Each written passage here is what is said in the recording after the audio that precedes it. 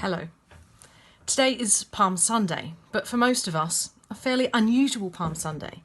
Because when I think of Palm Sunday, two things come to mind: donkeys and crowds. And yet today, there'll be no donkeys. Not that that's a bad thing. But also on this Palm Sunday, there'll be no crowds. Why don't we start by reading our passage today, found in Matthew 21, verse 1 to 11. Jesus' triumphal entry into Jerusalem. When they had come near Jerusalem and had reached Bethphage at the Mount of Olives, Jesus sent 2 disciples, saying to them, "Go into the village ahead of you, and immediately you will find a donkey tied and a colt with her. Untie them and bring them to me. If anyone says anything to you, just say this: 'The Lord needs them,' and he will send them immediately."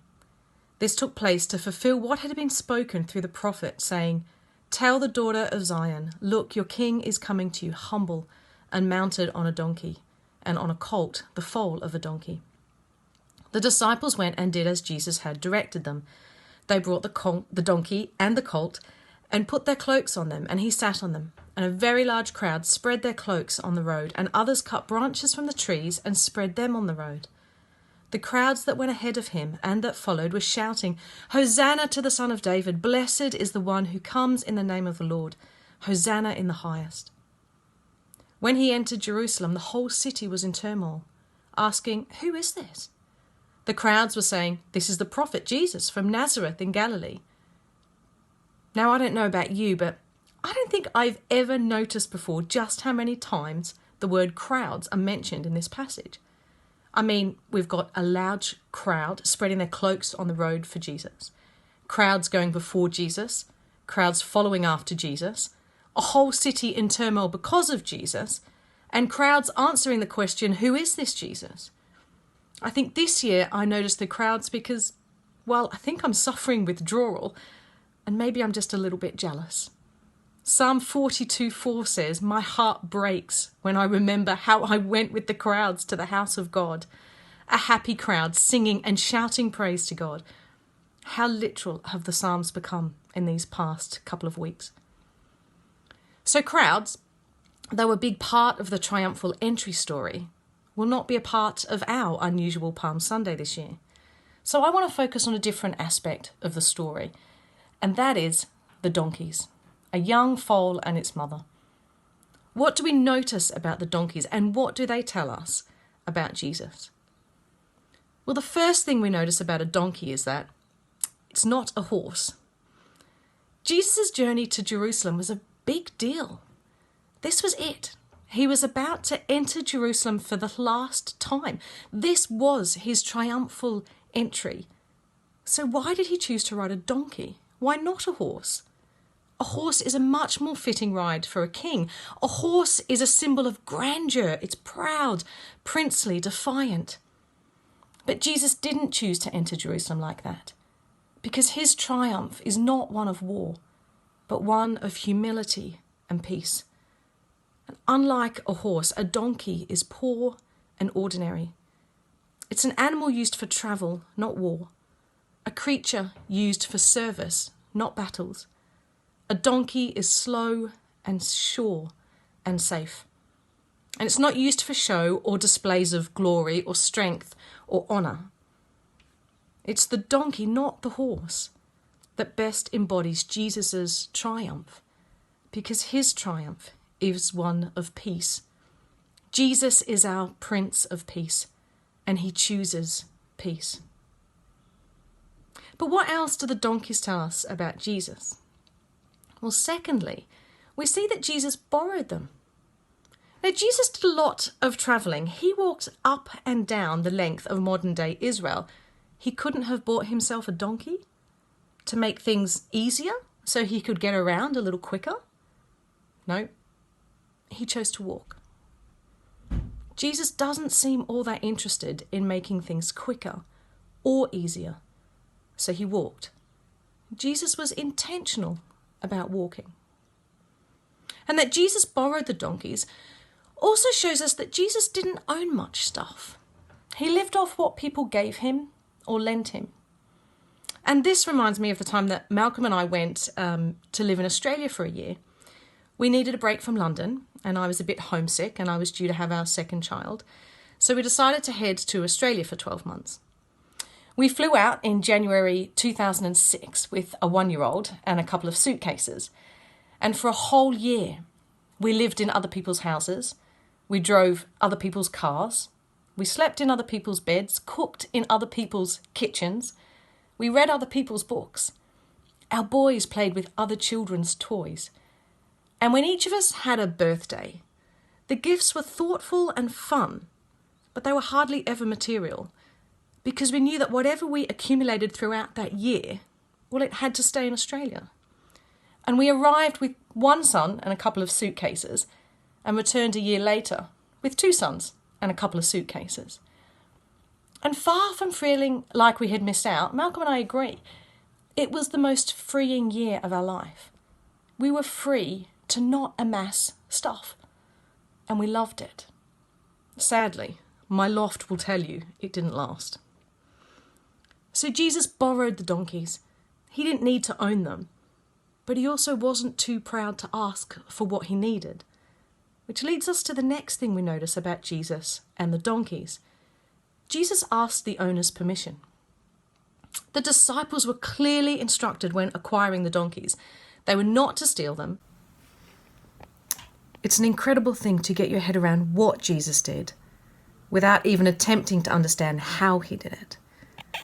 But Jesus gave up his privileges, his rights, his will, his choices. Jesus is king. He should have rode into Jerusalem on a royal horse. He should have been surrounded by pomp and trumpet fanfare. He should have been received by an official delegation, and he should have been honoured and given the keys of the city. But he didn't, and he wasn't. He rode into town on a young donkey with its mother following behind. His saddle was made of the disciples' cloaks. His path was lined with hastily broken off palm branches. His fanfare was the shouts of children, and he was received by a rabble, a mob, whose joyful shouts of Hosanna 7 days later would become hateful cries of crucify him. The picture of Jesus on a donkey is that of the God-man who didn't demand what was rightfully his. He laid aside his glory. He gave up his privileges.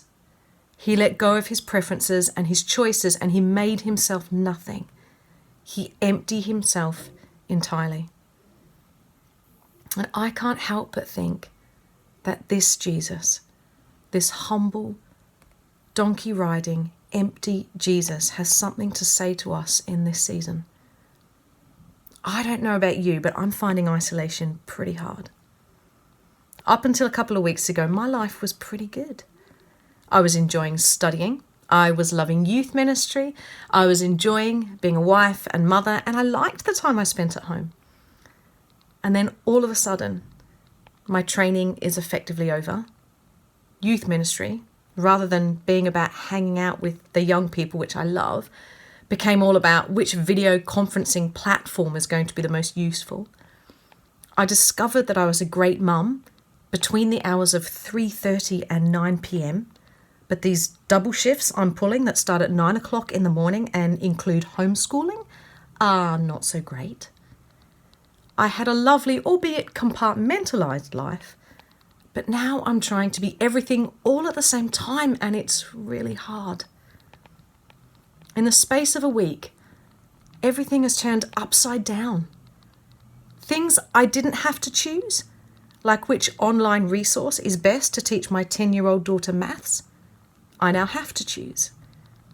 And the things I used to like to choose, like which toilet tissue to buy, is now not a choice at all. Any will do. And I think I've narrowed down some of the reasons why I'm finding lockdown so hard. My lack of choice and my lack of freedom. I mean, our choices are shrinking. Supermarkets that used to make 60 different types of sausages are now making a fraction of that. We used to be able to choose from 20 different sizes and styles of pasta. Now we have a choice of 6. And in some stores, bakery lines have gone from 17 to 7. I find these changes fascinating because I think we're often sold the idea that choice is the highest goal and prize, and that the more choice we have, the better we are, the richer we are, the more human we are.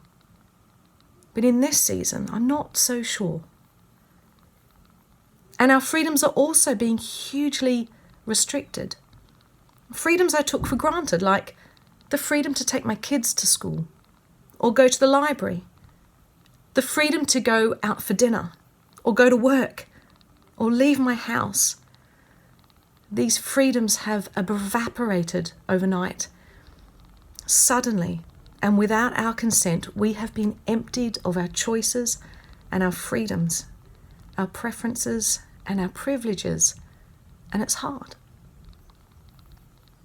But I'm encouraged by this.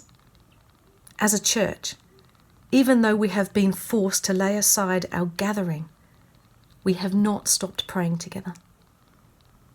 And even though we cannot use our buildings, this has not prevented our mission. And even though all our services have been cancelled, this has not stopped our worship. I wonder if any of you remember getting one of these earlier in the year. It's completely written in Old English, so I'll translate it. It says this: I am no longer my own, but yours. Put me to what you will. Rank me with who you will. Put me to doing, put me to suffering. Let me be employed for you or laid aside for you. Let me have all things, let me have nothing. I freely and heartily yield all things to your pleasure and service. I can't help but think this prayer reflects a little of Jesus' own heart and his own prayer when he emptied himself, becoming human, being made in human likeness and humbling himself to being obedient to death, even death on a cross. And I can't help but think that in this season, Jesus, the humble, donkey-riding, empty Jesus, is saying to us what he's always been saying. Come follow me. Walk my way. Lay aside your privileges, your preferences, your choices. Humble yourself. Empty yourself. And come follow me. Jesus says, take my yoke upon you and learn from me. For I am gentle and humble in heart, and you will find rest for your souls. I don't know about you, about what you're hoping for over the next few months, but I long to emerge from this season a little more humble, a little more empty, and following Jesus a little closer. Amen.